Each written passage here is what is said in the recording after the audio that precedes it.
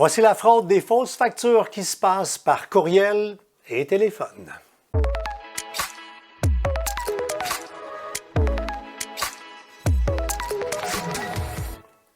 Vous recevez un courriel d'une facture, une facture de grands fournisseurs. Là, dans mon cas, là, je l'ai reçu 2 fois, comme vous allez voir en image un peu plus bas, Norton, le Geek Squad.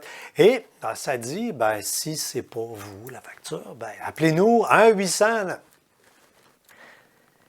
T'appelles le 1-800. Selon le scénario, ça ne fonctionne pas, ça raccroche, problème de ligne. Ou encore tu parles à quelqu'un, si c'est un problème de ligne, on te rappelle quelques minutes suivantes, on dit hey, vous avez appelé auparavant, on nous appelle en anglais, normal, tu sais, Geek Squad peut être en anglais, Norton avec, tu sais, des grandes entités internationales, le service à la clientèle est souvent en anglais. Et là, la personne nous dit, écoutez, hey, on s'excuse, parce que tu dis, j'ai reçu une facture de vous, puis je vais l'annuler, pas de problème. Je vais vous assister, on va se brancher dans votre compte, comme ça vous allez pouvoir annuler votre facture. Donc, rendez-vous puis là, ben, on te fait taper W dans un navigateur Internet, tu réalises qu'on t'envoie vers le site web de AnyDesk pour télécharger la version gratuite de logiciel de contrôle à distance. Vous venez de comprendre. Hein?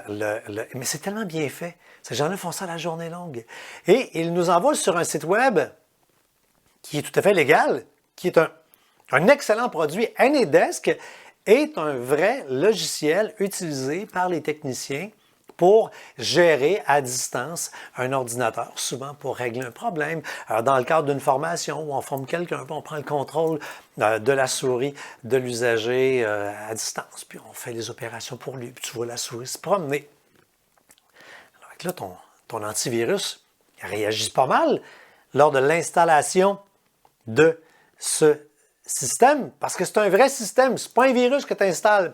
Et là, dès qu'on a installé, ben, on donne évidemment contrôle à distance à l'autre personne, qui lui, subterfuge, va prendre le contrôle, puis nous faire croire qu'on rentre dans un espace où on va annuler la facture, puis tout va bien se passer. Mais on aura installé ce qu'on appelle un cheval de Troie. Hein? Et si on se rappelle de nos cours d'histoire, un cheval de Troie, ben, c'est ça. Hein? Il y avait des humains cachés dans le cheval à Troie, qui ont attendu, et à un moment donné, ils sont sortis, ils ont attaqué. Bien, c'est le même principe. On va avoir quelque chose qui va dormir dans notre ordinateur.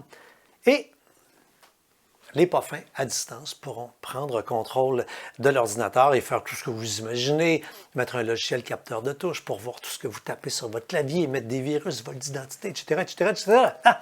Donc, on comprend maintenant ce modus operandi. Faites-vous l'œil. Allez voir les courriels. On vous les a mis en bas. Là. Prenez le temps de regarder les images parce que vous allez probablement en recevoir. C'est une belle technique. C'est des faits renards. C'est bien fait.